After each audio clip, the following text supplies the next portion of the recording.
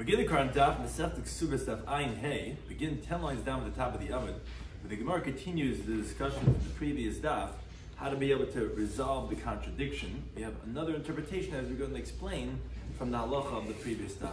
She's co-sponsor for Kazakh and Cheskel to any time Daf Achai. Hashem is doing today's Daf. Something doesn't discuss in today's Daf, like we're just saying, that we have now Rav's explanation for the contradiction of Holcha Esel Chacham Etir. We had on the previous Daf an interesting contrast, where we know we were talking about if you get engaged all tonight, you don't want to have a neder, or if you don't want to have a mum. Now, let's say she had by kedushin a neder or a mum, but right after the kedushin, she either goes to the chacham to be mat the neder, or to the doctor to heal the mum. There's a difference between, said the original brisa, between the doctor and the chacham. The doctor is going to heal it from here on. Turns out that the kedushin was really betos. But by the chacham, it's oikid a neder l'mafreya. Turns out retroactively she had no neder. The problem was there's a contradiction. There was another brayse that says that she's not mukadeshes, and that's what the Gemara is attempting another approach to answer that contradiction between if she's mukadeshes regarding the chacham or not. The case of hoyibam woman va'id b'veisaviyah. The Gemara has a case of, let's say she had a blemish, but she's still by her father's house. What halach is going to be in contrast to the case of nichnas l'shus abal. Is there a difference? And if there is a difference, why would it be different? If she has a blemish, which we say that, okay, then that was the Kedusha Tos, I don't want a woman that had such a blemish, that it would make a difference if you find it that she has this by her father's house, whereas when she's already by the husband. And explanations for these cases regarding our initial assumption for the woman's appearance, like, meaning when we say initial assumption, so where did it come from? When was it there? Some important terms and concepts we can discuss in today's daf are misha shanazu l'shanazu, which we find many times in Shas that, okay, whoever taught this Reisha didn't teach the Sefer, it's not the same Tana. Kanimtzu kan hayu is a Talmudic logic of that we say, although we have a doubt, we say, if this is where we find it, then this is where it was, this is where it happened. The Gemara brings in the machlekes of Rabbi Shloimy from earlier in the Masechta, that one who married a Besula and didn't find down Besula. So he claims that, she claims, Mishra Stani Nenasti. She says, well, I know I don't have Besulam, but guess what? It was after we got engaged that I was violated, and if I get Ksuba 200. He claims, no, this happened before we got engaged. You weren't a Besula. So, in Ksuba Masayim, you don't get a Ksuba of 200. So what's interesting, as we'll see, this is where Ksubis is Ksubis in some of the logic of chazakas.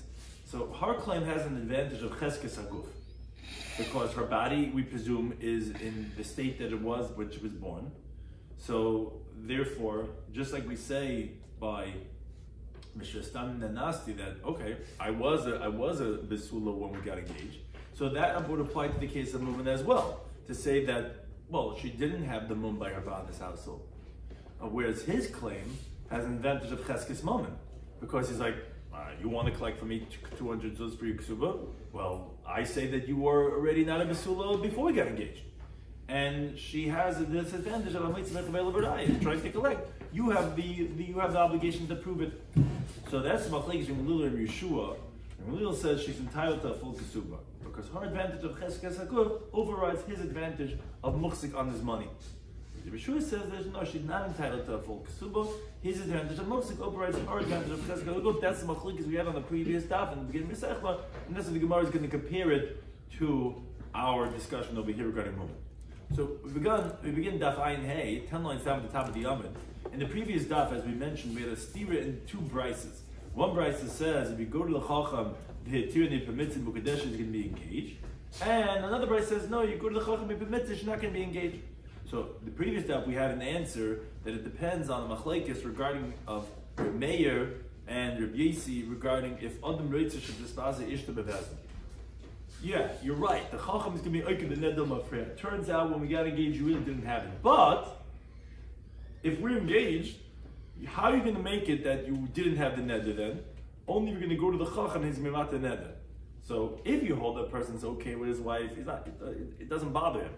So you were my wife already, we were engaged, and then you go to the Chacham, that's how you're going to make it retroactively, you didn't have it. Okay, Meir holds that a person's okay with that, so then you'll be Mukadeshes. But according to the other opinion, a person doesn't want his wife to be in disgrace by coming to the courts and going through the whole process. And therefore, it's not going to be enough to be lemafrei, because this is also in the contingency is a problem. Because this was after we got engaged, and you're going to go to the chacham, he's going to be that. No, that I'm not okay with, and therefore that's going to be considered kedushay toys, and she's not going to be engaged. Now the Gemara says, Rambam another approach. He says, hacha over here, the brisa that tells us that if you go to the chacham and he, meaning the second brisa, and he permits it, she's not going to be engaged. You know why? Because when did we say that you go to the chacham and he's matim mukadeshes? It's because you're right. A person's okay with his wife being disgraced in court, and therefore you're going to be engaged, and then you can be mitzi baget, because ultimately she's going to take Nidarim, and if Shabbat Nadranas. This is how we really have to add on to explain what we're saying over here. It's not so clear in the words of Rashi and the Gemara. So she'll continue to make Nadar. So fine, but ultimately we might forget. But over here that we're saying the second verse that says you're not engaged. Why not? I thought you're right, and you're okay with that. So my Freya, and if she ends up making Nadar, fine, then you'll divorce her then. No, because here we're talking about Isha Chashuva. Even if you hold that a person's okay with his wife being disgraced in court, here he's saying, I don't want the Isha Nadranas. Okay, fine. So fine, to give her a get at that point. No. Why not? Because here we're talking about a distinguished woman that I don't want to give her a get. If we're not going to be married, I want that we were never married in the first place. Well, what's the difference? Were you care that it wasn't a Kedushin or you Megarisha? Yes. You know why? Because we're talking about Isha Chashuba Askina. What happens is, if you are divorcing her, what's the difference between if you're divorcing her or you were never married in the first place? That you become forbidden in her relatives. You cannot marry her mother or her sister anymore. So I don't want that it was considered as Kedushin at all by this Nadranas. Because the Amay says, I'm not okay with being forbidden in her relatives. Which generally, regular woman, okay fine, there's enough, like they say, fish in the sea. But this woman, this is a chush mishpucha. It's a Rebbe mishpucha, like Sam the Rebbe who's a mishpucha. You're going to go in one of the families. That's it. You're done. You can't marry all the relatives. So I don't want it that this one punk that got the one einikel that's going to make all the nadar. Therefore, that's the case that the second verse is talking about. That it's not makadesh at all. So it says if that's the case, how you explain the second brisa? Sefer diktani. Let's look at the sefer of that brisa itself. The Brisa says, I will who, but if let's say he tells her, on condition that I don't have mummin and I don't have nadar. Now the truth is, as some people will do, he was a fapa. He had mummin and nadar. But, he says, do you smoke? No, I don't smoke. I don't know, none of that, right? And he really had nadar, and he had all these things. He had mummin. So Shahalach is a chacham ebtira. So he goes to the chacham after he got engaged, and he's mated in nadar. It's a reif of a he goes to the doctor and he heals him. Says the Brisa Mukadesh engaged.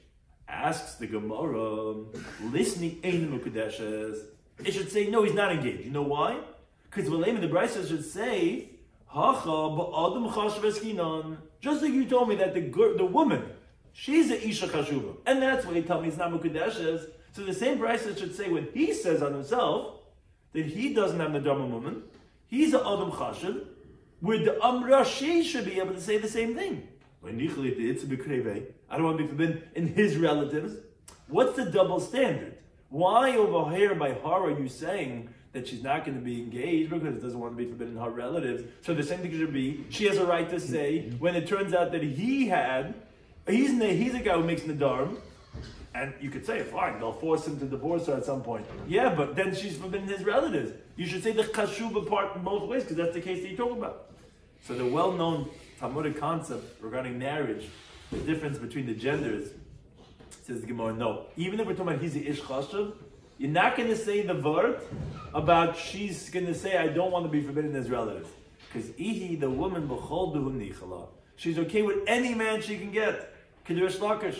The Resh Lakish says, Tav Lamesav Tamdu, better to dwell two bodies, which is a mashal that people say, that the women say, it's better to be two bodies, than to sit with no body.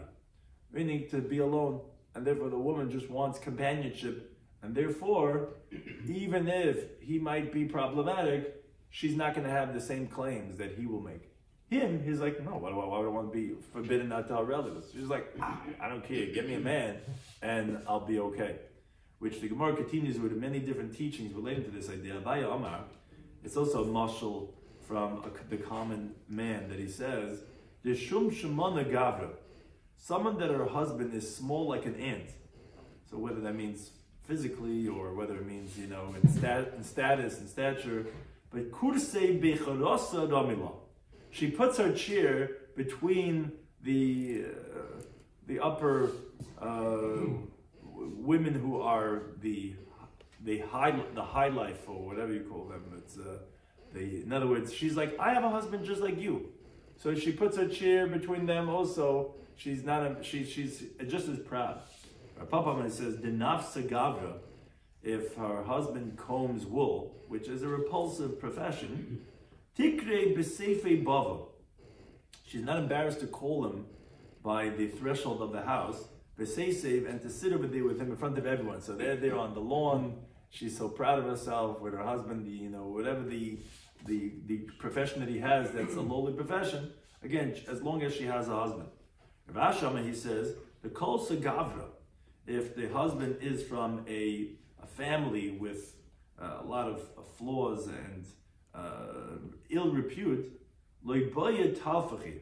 She's not going to even ask for lentils, lekidra, for her pot to cook, which is an easy type of a food, and it doesn't cost so much. She's not going to ask him from him, just that we have the same last name, that I am Mrs. So-and-so, that's all she wants. Again, this all continue on the same theme.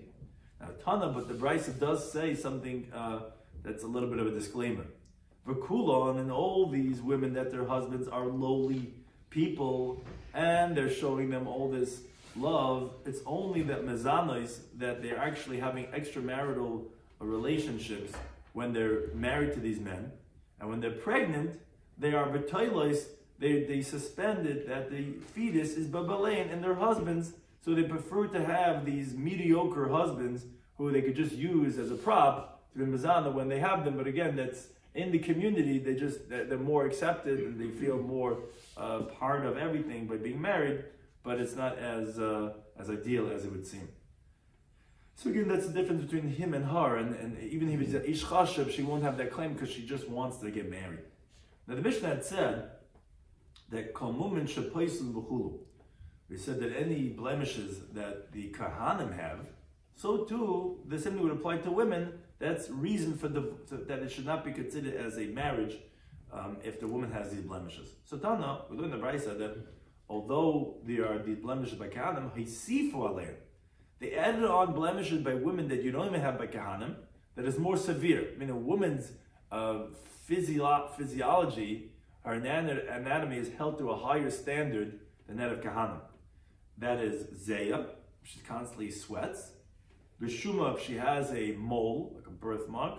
B'recha peh, and bad breath.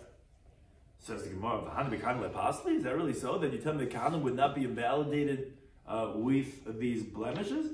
But B'tanan, we learned the Mishnah Mesechtes B'chayres, which are by the blemishes of an animal. So there's also movement in karbonis like this. What's considered a blemish by an animal?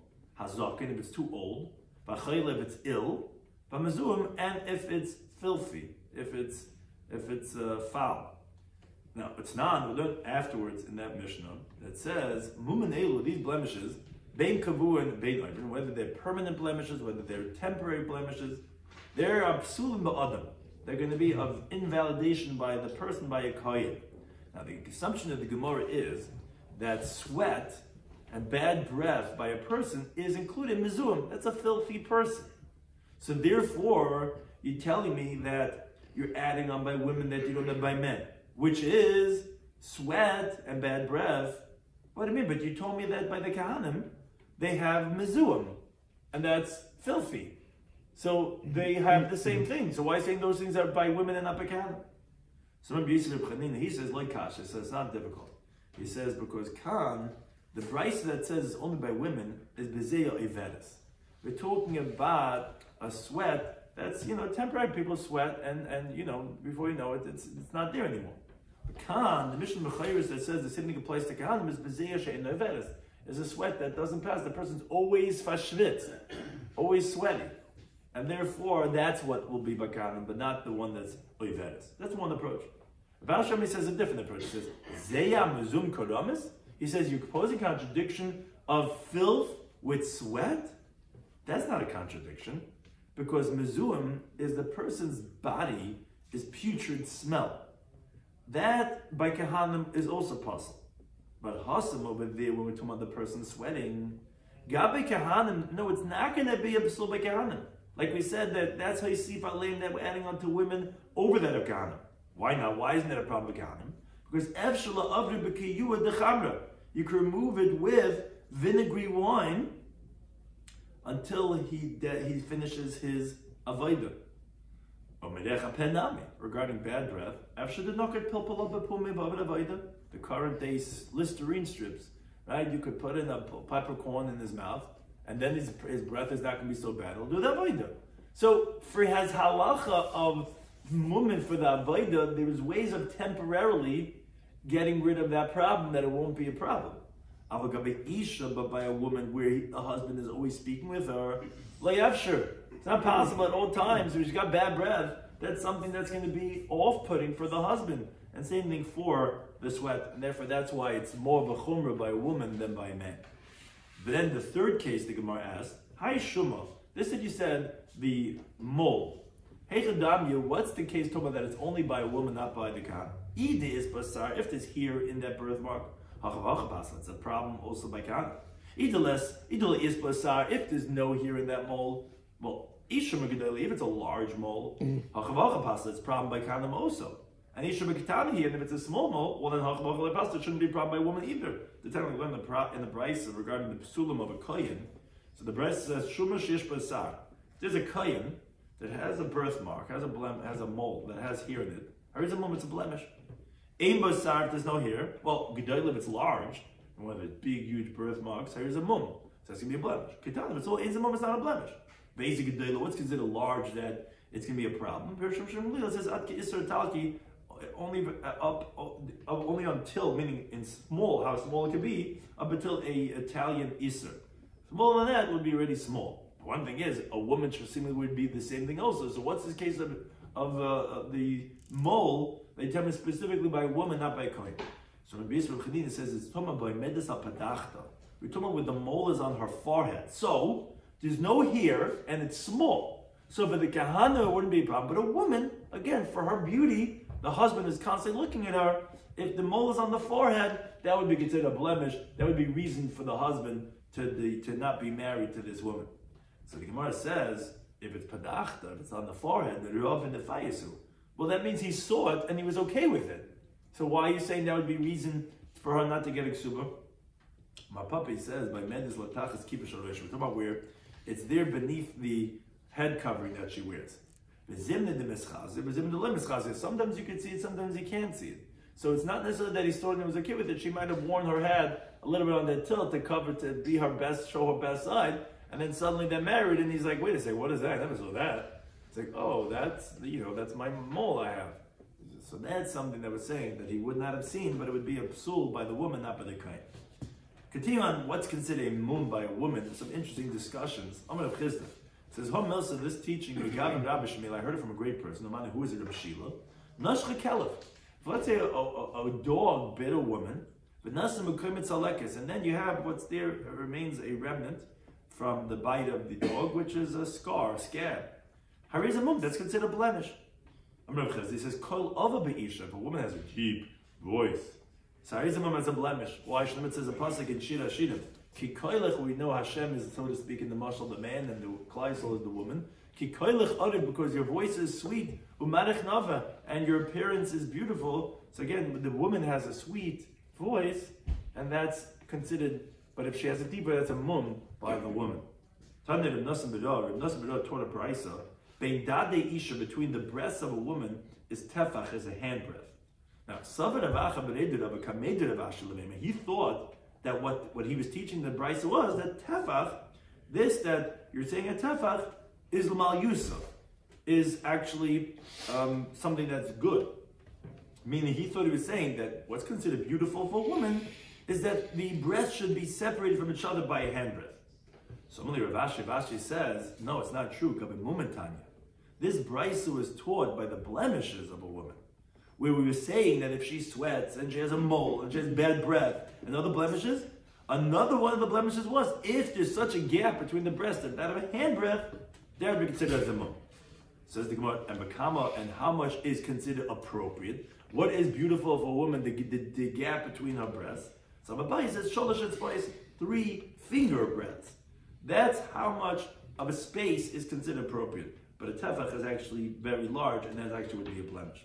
Now, related, the Gemara says, Tanya in the Brayso of Nosam, he says, Kol Isha, any woman should, if her breasts are larger than her friends, than her companions, that's going to be considered as a blemish. Says the Gemara, Kama, how much larger than her friends is it going to be considered blemish? So remember, Yesha, it says tefach. If it's a handbreadth larger than most other women, that's considered blemish. So there's such a thing that a handbreadth is a pretty large size. So her breasts are that much bigger than all the other ones. It says yes. It says I saw an Arabian woman. She threw her breast behind her. So like, imagine her child is there in a pouch, in the backpack. And she had thrown her breast behind her to nurse the baby that way. So you see, it's possible that a woman could have such large breasts, and it's not impossible, but again, that would be a blemish if it's a tefach bigger than all the rest. Now, once we mentioned Rabbi Yeshua, who we just quoted right now, by saying that it's a tefach that's considered if it's larger than the rest. So we say the next teaching, which also says Rabbi Yeshua. Pas says in Tehillim, well, it's Tzion Yo'amar, regarding Tzion, it's going to be said, Ish ve'ish yulad ba, a man and a man that was born in it, meaning this is in the future, when the pasuk is going to fulfill, where it says that they're going to bring all her brothers are going to bring a mincha Hashem, meaning wherever they're going to find a Jewish person, the nations are going to say, oh, this is a child from Tzion, from Zion. This one was born in it. Let's bring him there. So Pasuk said, he's going to establish it high up above. Meaning HaKadosh Baruch Hu is going to establish it that it's going to be on the top, meaning on the rest of the world. So what does this mean? He says that, what does it mean? Ish, what it says 2 times the word ish. It's echad and one that was born there in Zion, and the other one is the one who is anticipating to see it. He's also going to be called from Baneha, and they're going to bring him to it. Now, however, Amabaya, so although it's comparing those who are in Eretz Yisrael and those who want to be there, says, but B'chad Binayu, one of them, meaning from those who live in Eretz Yisrael, are better, meaning they're more intelligent and more sharp, Ketreminan, like 2 of us here in Babel. But Amar Rabbi says, B'chad Minan, but one of us, Kisal Klas, and when we go up there, we make Aliyah to Eretz Yisrael, other Ketreminan, we're better than 2 of them. Because when he was here in Babel, he didn't even know what the rabbis are saying.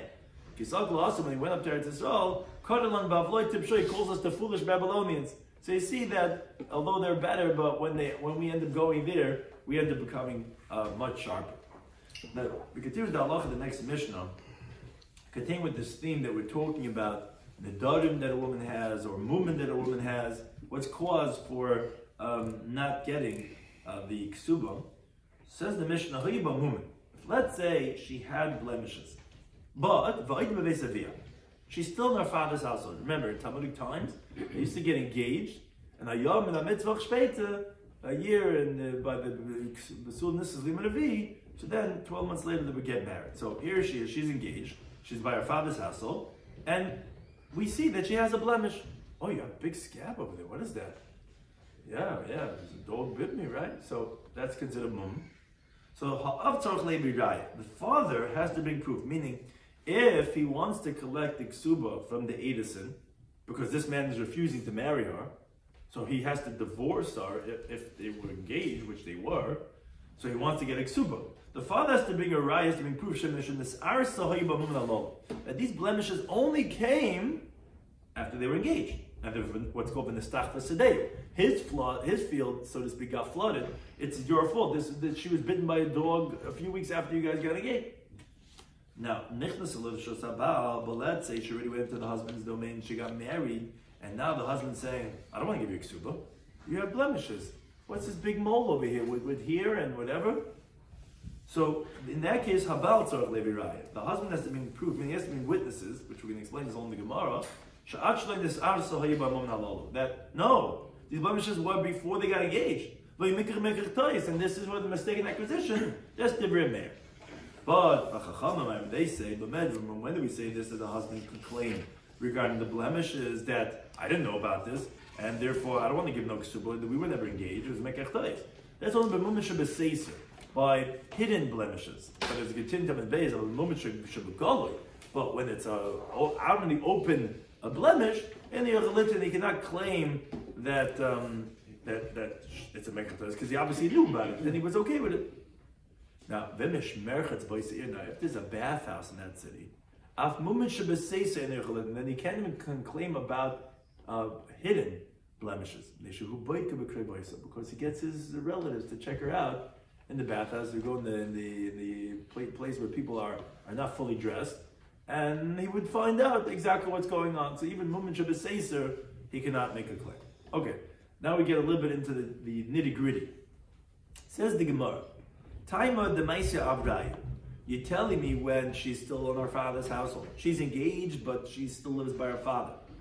You tell me that the reason why she could collect the ksuba is if the father brings proof. Haloi maisi ha'avraya. But if the father does not bring proof, you tell me habal mehemen. The husband would be believed because you say, look, it's a suffix. We're not sure did she mislead him or not. So you'll say what's called hemen mamen al chaskasai.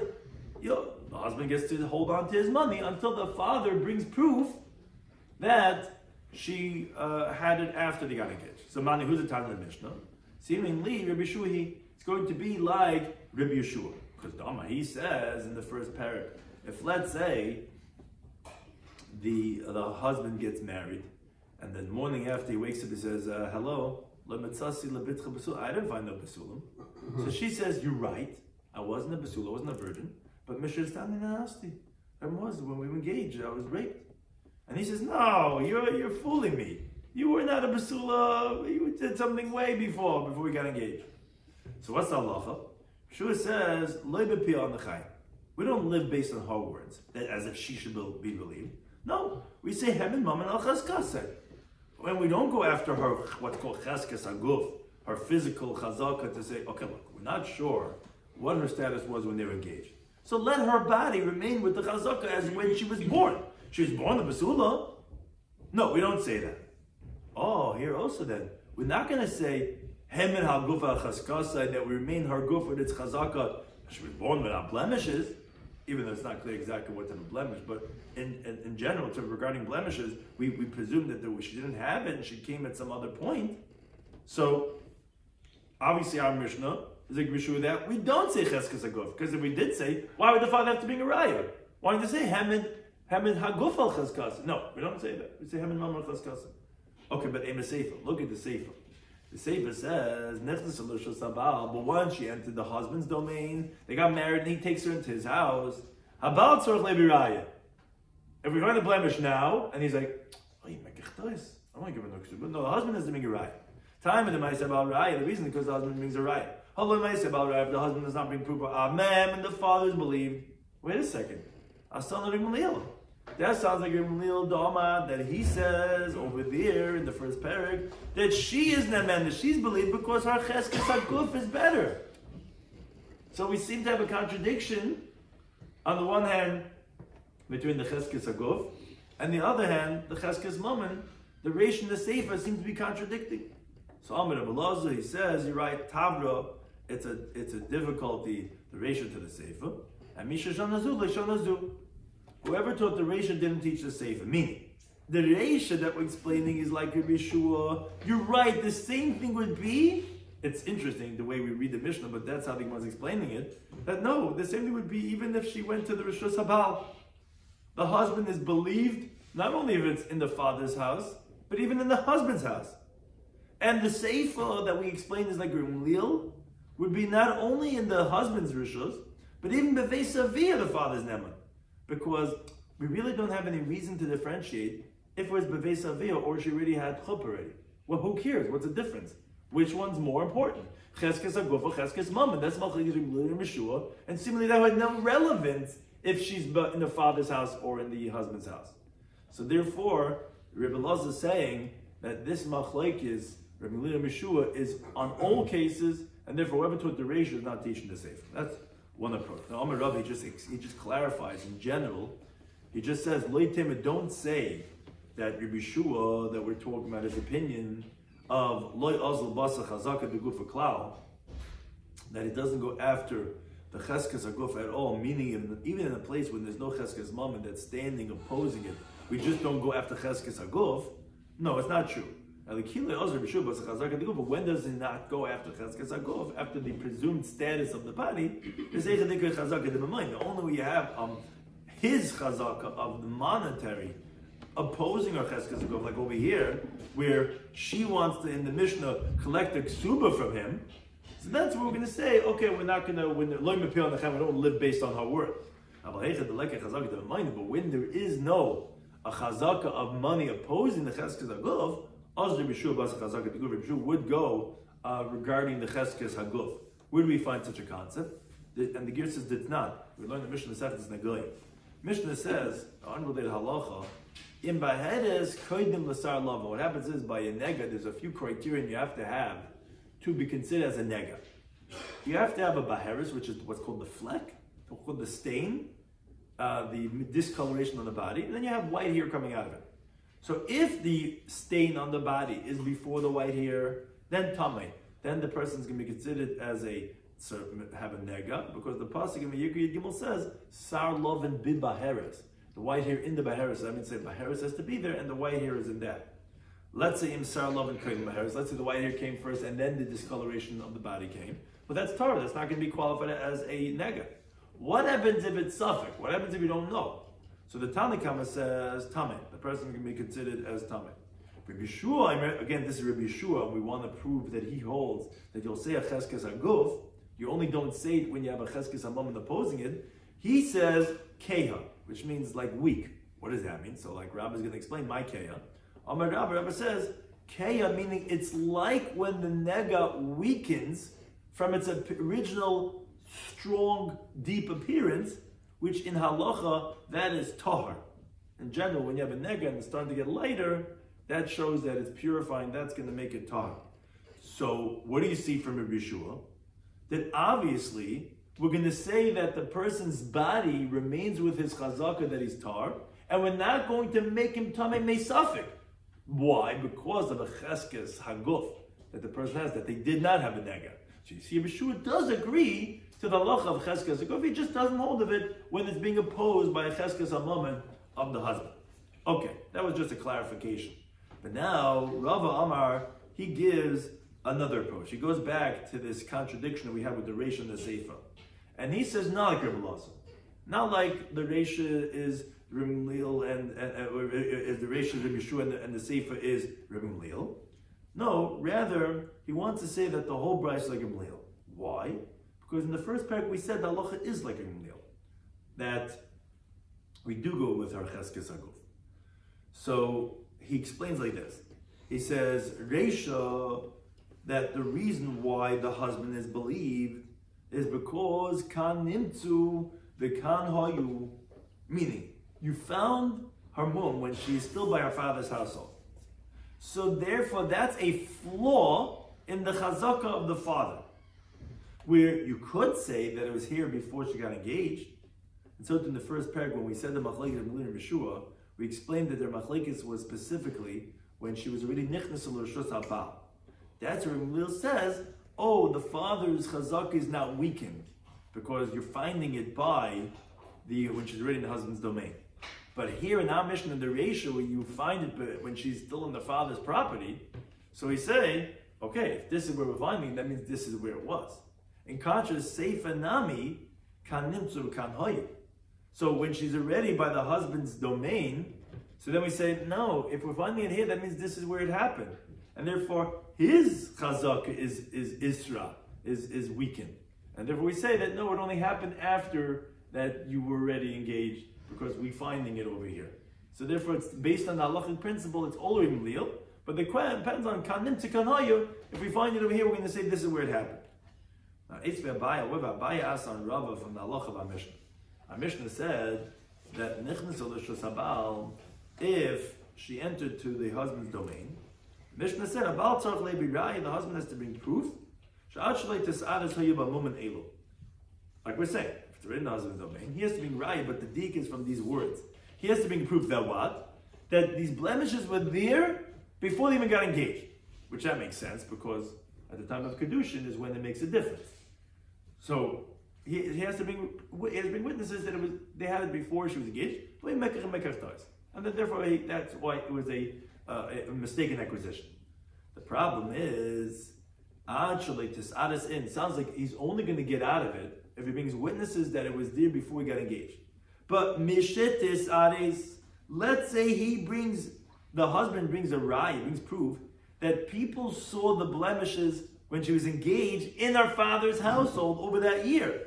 Sounds like loy, that wouldn't be proof. Why? V'amai?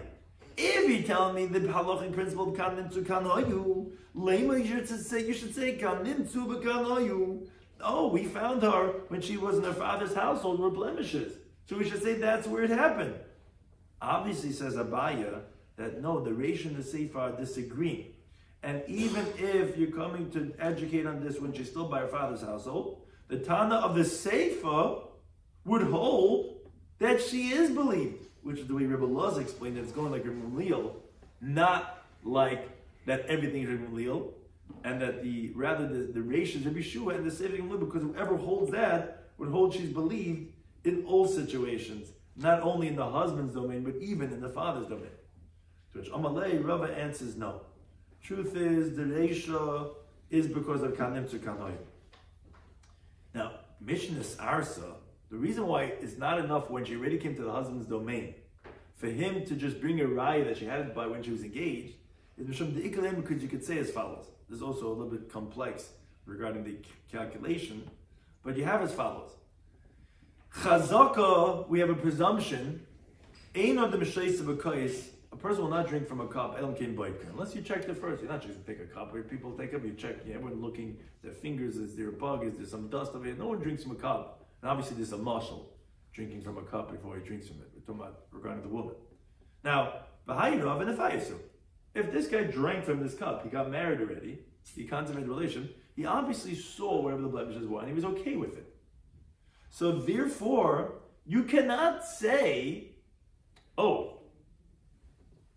I have witnesses that say they saw the blemish when she was engaged. Yeah, but if you got married already, right? Obviously, we're okay with it. You were misspite. So he must say, I understand. If that's the case, what are you talking about? Even if it brings a proof out Shalaita side, it's not me.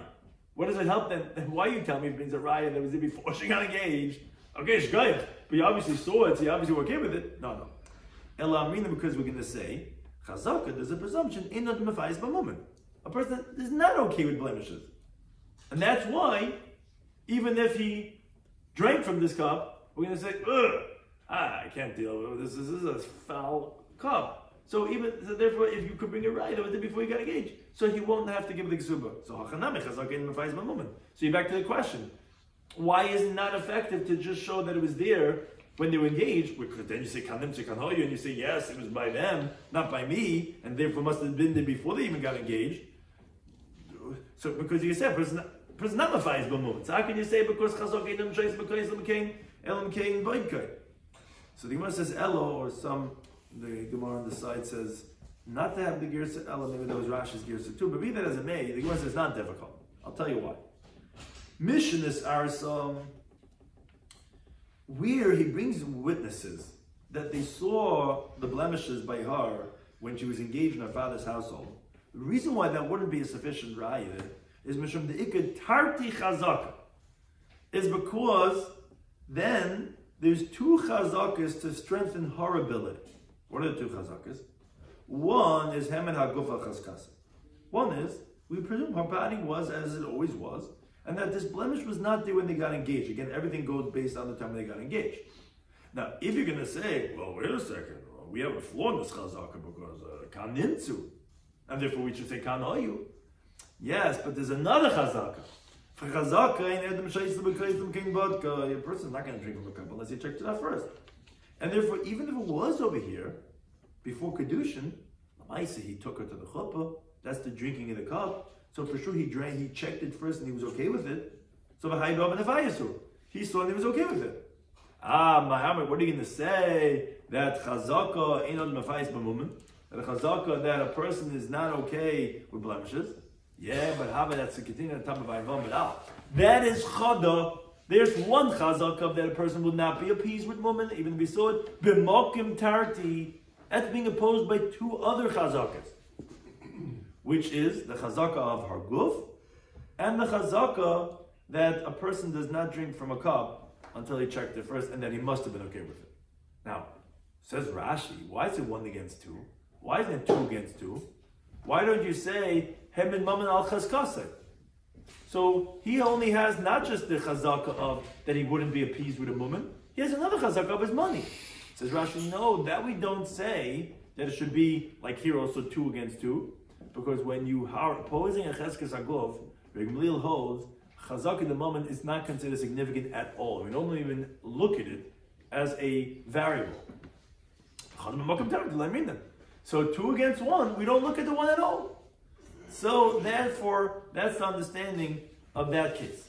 But when he brings witnesses that saw achaloi tisares, that we shared the blemish before she even got engaged, in that case, you can't say anymore that she has a cheskes agov to let us know that it wasn't there at the time of Kedusha, because you have witnesses that saw it before she got engaged. Okay, Michael, what are you going to say? Yes, but still, you don't drink from a cup until you check it first. So don't come to me now that we're married already and you say that oh, you found blemishes and you're not okay with it, because when the moment we got married, you drank from the cup, you obviously were okay with it. To the contrary, person is never appeased with blemishes. And therefore you have 1 against 1. But it's not just 1 against 1. Okay, now we're going to say vehemin mammon achas kasai. We're going to say that the money retains with its chazaka. Why? Because Rashi says when you don't have a cheskes aguf, then you do have a cheskes mammon, and you don't have a cheskes aguf anymore because he has witnesses to show that it was there before they even got engaged. So you don't have a cheskes aguf. It's not just even 1 against 1. Now it's going to be 2 against 1 the other way, and therefore that's the difference between the case of when it's b'shus ha'av or b'shus ha'bal. But moreover, is that when it's b'shus ha'bal, it's specifically going to be, meaning because we say kanim sekan hayu is the svara. That's what Rabbi was explaining. But why does then, if you say kanim sekan hayu, why is it only is going to work when it's b'shus ha'bal? If you could bring a raya that was did b'koyim shenes arasa, it should be enough to say that it was did mishenes arasa b'beis aviyah, because that say you say kanim sekan hayu. No, because then you can have 2 chazakas of hers against 1 chazak of his. Whereas if he brings a raya that was koyim shenes arasa, she loses the cheskes agos. Then it's going to be 1 against 1, and then his cheskes mom is going to win. Thank you to any time for those things.